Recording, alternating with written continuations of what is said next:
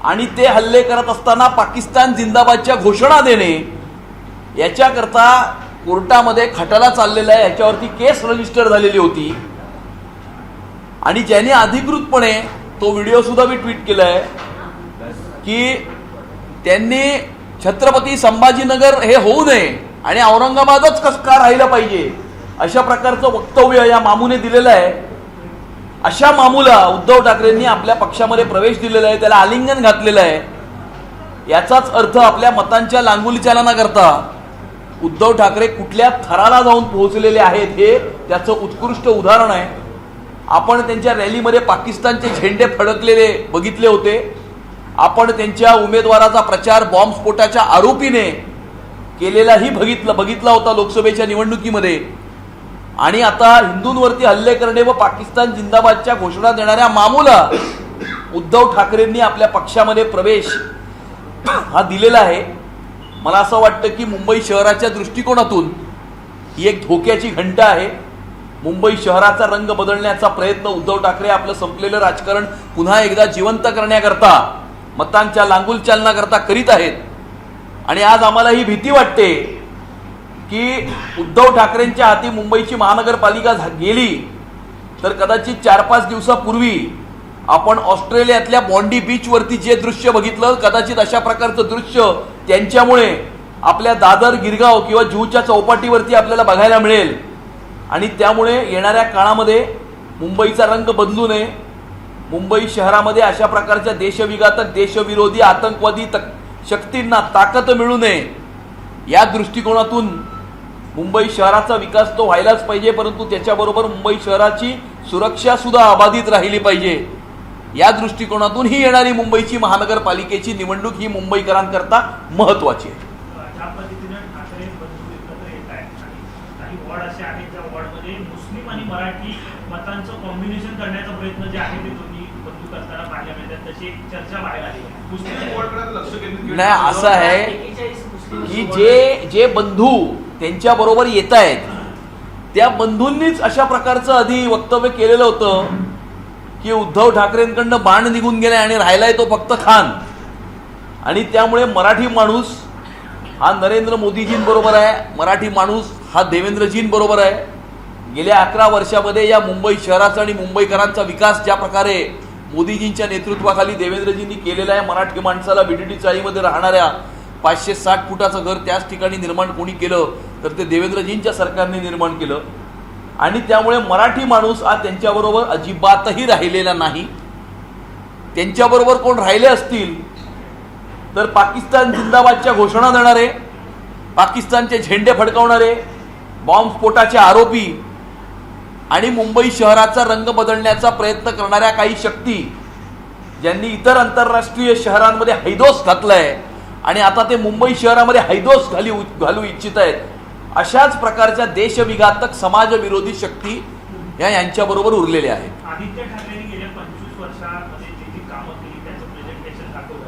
मुंबई भाजपकडून रोज एक व्हिडिओ जो आहे तो पोस्ट केला जातोय की तुम्ही नेमकं काय केलं मुंबईसाठी. ते मुंबई भाजपकडनं व्हिडिओ आमचा पोस्ट होतच नाहीये.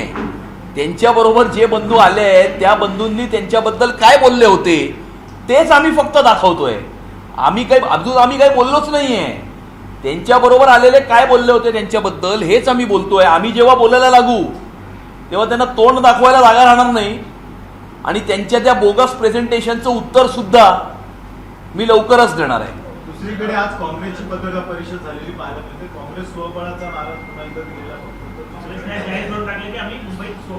नाही, तो त्यांचा प्रश्न आहे. कुणाला एकत्र यायचं आहे, कुणाला स्वबळावर लढायचं आहे, हा त्यांचा प्रश्न आहे. आणि एकत्र आले तरी काही प्रॉब्लेम नाही आहे, कारण महाराष्ट्राच्या विधानसभेच्या निवडणुकीमध्ये तिघेही एकत्र आले होते, पण तिघांना एकत्रितपणे पण 50चा आकडा गाठता आला नाही. त्यामुळे एकत्र आले तरी काही फरक पडत नाही, वेगळे लढले तरी काही फरक पडत नाही. कुणी एकत्र आलं कुणी एकत्र नाही आलं याने काहीच फरक पडणार नाही, कारण मुंबईकरांचा निर्णय हा पक्का आहे आणि मुंबईकरांनी आपला निर्णय केलेला आहे. आता फक्त 15 तारखेला त्या पोलिंग स्टेशनमध्ये जाणे आणि धनुष्यबाणाचं आणि कमळाचं बटन दाबणे हे एवढंच बाकी आहे. सर, महायुतीच्या 2 बैठका झालेल्या आहेत, तिसरी बैठक बाकी आहे. अजून कुठे पिळा सुटत आहे? साधारणतः 150 पेक्षा जास्त जागांवरती आमचं एकमत हे झालेलं आहे. उरलेल्या 71 जागा आहेत त्या 70 जागांची चर्चा ही सुरू आहे. आम्ही एकमेकांना पेपर्स एक्सचेंज केलेले आहेत. लवकरच आम्ही एकमेकांना भेटू आणि उरलेल्या 70 जागांचा प्रश्न सुद्धा सोडवू. तिकडून आग्रह केला जातोय की ज्या जागा आहेत त्या कुठेतरी 100 पेक्षा जास्त जागांसाठी आग्रह होताना पाहायला असा कोणताही कुठल्याही पक्षाकडनं आग्रह झालेला नाही. आम्हीही काही आग्रह केलेला नाही, त्यांनीही काही आग्रह केलेला नाही. त्यांनी काही दावा केलेला नाही, आम्हीही काही दावा केलेला नाही. अगदी मैत्रीपूर्ण वातावरणामध्ये आमच्या एकमताने सर्व निर्णय होत आहेत. ज्या पद्धतीनं भाजपने मुंबईमध्ये नवाब मलिक जर असतील तर राष्ट्रवादीला सोबत घेणार नाही असं म्हटलेलं आहे. परंतु शिवाजी नलावडे असतील किंवा आज सुनील तटकरे जे आहेत यांनी आशिष शेलारांची भेट जाहीर घेतली. त्यामुळे पुन्हा एकदा चर्चा सुरू अशी झाली की नवाब मलिकांना जर बाजूला करण्याचा प्रयत्न केला असेल राष्ट्रवादी तर मग त्यांना सोबत घेणार आहात. नवाब मलिकांना बाजूला केलं आणि त्यांना जर युतीमध्ये सहभागी व्हायचं असेल तर त्यांचं स्वागतच आहे. परंतु नवाब मलिकच्या नेतृत्वातल्या कुठल्याही पक्षाची आम्ही कुठल्याही प्रकारची युतीही करणार नाही. सर, याच गोष्टीवर सुप्रिया सुळे यांनी टीका केली की त्यांना सना मलिक चालते तर नवाब मलिक का चालतो? नाही, आता त्यांना काय टीका करायचं असेल ते टीका करू शकतात. याच्यामध्ये मुंबई महानगरपालिकेच्या निवडणुकीचं त्या पक्षाचं नेतृत्व कोण करणार हा मुद्दा आहे. आम्हाला त्यांचं नेतृत्व मान्य नाही ही आमची भूमिका आहे. पृथ्वीराज चव्हाण यांनी नवीन एक दावा केलाय. त्यांचं असं म्हणतं की एक्सचेंज फायर्समध्ये काही भारतीयांचं नाव आहे, त्यामध्ये पेट्रोलियम मंत्री हरदीप पुरी यांचंही देखील नाव आहे. सरकारने मोदी आणि एक्सचेंज यांच्या नात्यावरती खुलासा करावा असं म्हणतात. असं आहे की पृथ्वीराज चव्हाण साहेबांना एका मानसोपचार तज्ज्ञाची आवश्यकता आहे, त्यांना एका सायकेट्रिस्टची आवश्यकता आहे आणि त्यामुळे कदाचित निवडणूक हरल्यानंतर त्यांचं मानसिक संतुलन हे बिघडलेलं आहे आणि त्याच्यातून अशा प्रकारच्या काहीतरी स्टेटमेंट्स ते करत आहेत. त्यामुळे गेट वेल सून. ज्या पद्धतीनं इच्छुकांची यादी जी आहे ती मोठ्या प्रमाणात या निवडणुकीतून वाढलेली पाहायला मिळते. प्रत्येक वॉर्डमध्ये अधिक इच्छुक आहेत. त्यामुळे ही दिरंगाई केली जाते का जी नावं किंवा उमेदवार जाहीर करायला शेवटच्या टप्प्यात जाहीर केली जाते उमेदवारी नाही. अशी चर्चा. हे बघा, इच्छुक आहेत, खूप आहेत, तर शेवटी पक्षाचे कार्यकर्ते जमिनीवर काम करत असतात. प्रत्येकाला असं वाटत असतं की मी पक्षाचं नेतृत्व करावं, मी जनतेची सेवा करावी, त्याच्याकरता इच्छा असते अनेकांची. परंतु भारतीय जनता पार्टीचा कार्यकर्ता कुठलंही सत्तेचं स्थान किंवा अधिकाराचं पद प्राप्त करण्याकरता काम करत नाही. तो समाजामध्ये उभ्या असलेल्या शेवटच्या माणसाची सेवा करण्याकरता काम करतो, समाजाकरता काम करतो, देशाकरता काम करतो. त्यामुळे जरी इच्छा असली परंतु एकदा निर्णय झाला पक्षाचा की सगळे कार्यकर्ते कामाला लागतात. हीच तर भारतीय जनता पार्टीची विशेषता आहे. तुमच्याच पक्षाचे आमदार आहेत संजय उपाध्याय, त्यांनी एक पत्र देवेंद्र फडणवीस यांना मुख्यमंत्र्यांनी लिहिलं. त्यांनी असं म्हटलं की 2029ला महिला राज येणार आहे, महिलांचं आरक्षण 50% आरक्षण जे आहे ते महिलांचं होणार आहे. त्यामुळे आता जे आमदार आहेत, लोकप्रतिनिधी आहेत, ते स्वतःच्या कुटुंबातल्या असक्रिय जे सदस्य आहेत त्यांना राजकारणात आणून पाहतायत. त्यामुळे ते आले नाही पाहिजेत, कार्यकर्त्यांना संधी मिळाली पाहिजे असं त्यांनी एक पत्र लिहिलं. असं आहे, त्यांना जे वाटतं तो प्रत्येक व्यक्ती, आमदार असं म्हणून नाही, या राज्यातला कुठलाही व्यक्ती त्याच्या भावना हा माननीय मुख्यमंत्र्यांपर्यंत पोहोचू शकतो. त्यांनी कुठल्या तरी विषयामध्ये आपल्या भावना मुख्यमंत्र्यांपर्यंत पोहोचवल्या असतील. त्यामुळे प्रत्येक व्यक्तीला आपल्या भावना माननीय मुख्यमंत्र्यांपर्यंत पोहोचवण्याचा पूर्ण अधिकार आहे. मात्र कुठेतरी नाराजीचा सूरज पाहायला मिळतो. कारण संजय उपाध्यायचं पत्र असेल, त्यानंतर भाजपचे पदाधिकारी असतील, विवेक गुप्ता यांचं एक पत्र आलं. त्याच्यामुळे कुठेतरी या जागांसंदर्भामध्ये नाही, ह्याच्यामध्ये नाराजीचा सूर नाहीये. ह्या भावना प्रकट झालेल्या आहेत, आपली मतं प्रकट झालेली आहेत आणि स्वतःच्या भावना आणि स्वतःची मतं प्रकट करण्यामध्ये काहीच गैर नाही. एकीकडे युतीच्या जागा वाटप घोषित करत नाही, त्या ठिकाणी ठाकरे बंधूंच्या पण जागा वाटप संदर्भात आणखी काही नाही का? शेवटच्या टप्प्यापर्यंत वाढ बघितली जाते जाणीवपूर्वक की कोणी पुन्हा फुटू नये, पुन्हा एकदा नाही. असं काही त्यांचं कशामुळे होत नाही ते मला माहित नाही. त्याचं उत्तर तेच देऊ शकतील.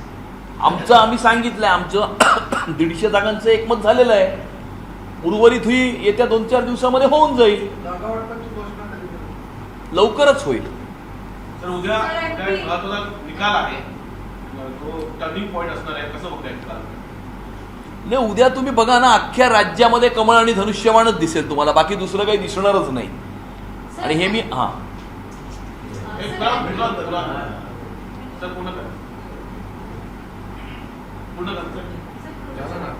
नाही, तेवढंच एक वाक्य होतं. हिंदी. सर, एमपी प्रियंका चतुर्वेदी ने ट्वीट किया है, बंगाल में जो भारतीयों के साथ हो रहा है, एक हिंदू युवक के साथ मॉब लिंचिंग की गई, बांग्लादेश में बांग्लादेश में जो हो रहा है उससे पहले उन्होंने कहा कि भारतीय दूतावास पर भी वहाँ पर हमले किए जा रहे हैं। इसके साथ ही भारतीय सरकार जो है वो क्या करी वहाँ पे जो भारतीय है उनके हितों के लिए भारत सरकार क्या कर रही है? नहीं, भारत सरकार जो है वो सबके हित के लिए काम करती है। नरेंद्र मोदी जी की सरकार एक ऐसी सरकार है जो इस देश में रहने वाले 140 करोड़ भारतवासियों की चिंता तो करती ही है, लेकिन इस दुनिया के किसी भी कोने में अगर भारतवासी अगर चिंता में है, संकट में है, तो उसको भी बचाने का काम हिंदुस्तान की सरकार करती है। ये हमने येमेन के युद्ध के समय पर देखा, ये हमने रशिया और यूक्रेन के युद्ध के समय पर देखा। तो इसकी चिंता करने की आवश्यकता प्रियंका चतुर्वेदी जी को नहीं है। वो इस बात की चिंता करे कि इस प्रकार के समाज विघातक, देश विरोधी, आतंकवादी शक्तियों को उनकी पार्टी जिस प्रकार से बढ़ावा दे रही है, वो उसके बारे में कहे कि वो उनको क्यों बढ़ावा दे रही है। कल ही हमने देखा कि उनके पार्टी के जो प्रमुख है उद्धव ठाकरे जी, उन्होंने अब्दुल रशीद खान उर्फ रशीद मामू नाम के जो छत्रपति संभाजी नगर के एक माजी महापौर है, उनको पार्टी में प्रवेश दिया है। और ये जो मामू है, ये कौन से मामू है? ये वही मामू है जिनके ऊपर हिंदुओं के ऊपर हल्ला करने का, अटैक करने का जो है वो केस उनके ऊपर रजिस्टर था। और ये अटैक करते समय उन्होंने पाकिस्तान जिंदाबाद की घोषणाएं उस मामू ने दी थी। और इस मामू ने ऐसा वक्तव्य भी किया था कि छत्रपति संभाजी नगर नाम देने की आवश्यकता नहीं है, औरंगाबाद नाम ही सही है। ऐसे मामू को उद्धव ठाकरे जी ने अपने पक्ष में प्रवेश दिया है। तो उद्धव ठाकरे जी किस प्रकार के समाज विरोधी, देश विघातक, आतंकवादी शक्तियों को बढ़ावा दे रहे हैं, उन्हें ताकत दे रहे। हमने ये देखा है कि उद्धव ठाकरे जी की पार्टी के उम्मीदवार की प्रचार में पाकिस्तान के झंडे फहराए गए थे। उनके उम्मीदवार का प्रचार बम विस्फोट के आरोपी ने किया था। और अब उन्होंने जो पाकिस्तान जिंदाबाद की घोषणा देने वाला मामू है, उस मामू को उन्होंने अपनी पार्टी में प्रवेश दिया है। इन सारी चीजों को देखकर हमारे मन में यह डर पैदा होता है कि अगर उद्धव ठाकरे की इस अपीजमेंट पॉलिटिक्स अगर आगे बढ़ेगी और उनके हाथ में अगर मुंबई जाएगी, तो 4-5 दिन पहले ऑस्ट्रेलिया के बॉन्डी बीच के ऊपर जो दृश्य हमें देखने मिला, कहीं ये दृश्य दादर चौपाटी, गिरगांव चौपाटी और जुहू की चौपाटी पर आने वाले समय में हमें देखना नहीं पड़े। और इसीलिए आने वाले समय में मुंबई शहर से देश विघातक, समाज विरोधी, देश विरोधी, आतंकवादी शक्तियों का खात्मा होना जरूरी है। और इसके लिए इनको ताकत देने वाली शक्तियों को भी परास्त करना उतना ही आवश्यक है। अमित जी, जिस तरीके से बाड़ा साहब कहते हैं कि मुस्लिम जो राष्ट्रहित की चिंता करने वाले हैं वो हमारे साथ हैं, लेकिन मामू को शामिल कराना, जिसके पीछे इतना बड़ा बैकग्राउंड हो, कैसे देखते हैं? क्या इनका हिंदुत्व कौन सी तरफ टर्न आउट करना है? नहीं, इनका हिंदुत्व, ये हिंदुत्व इनके साथ में रहा ही नहीं। इनका रंग जो है वो पूरा बदल चुका है। भगवा रंग अभी इनका रंग नहीं है। जब ये हमारे साथ में थे तो हम उद्धव साहब कहते थे, अभी ये उदय साहब हो गए, उदय साहब। अभी थोड़े दिनों में उदय मामू भी बन जाएंगे। और ये जो अभी उदय मामू, ये इनका जो प्रवास है उद्धव साहब से या उद्धव जी से उदय साहब का जो प्रवास है, और आने वाले समय में जो उदय मामू जो ये बनने वाले हैं, ये जो इनका प्रवास है, इनका रंग बदल चुका है, इनकी नीयत बदल चुकी है, इनकी नीति बदल चुकी है।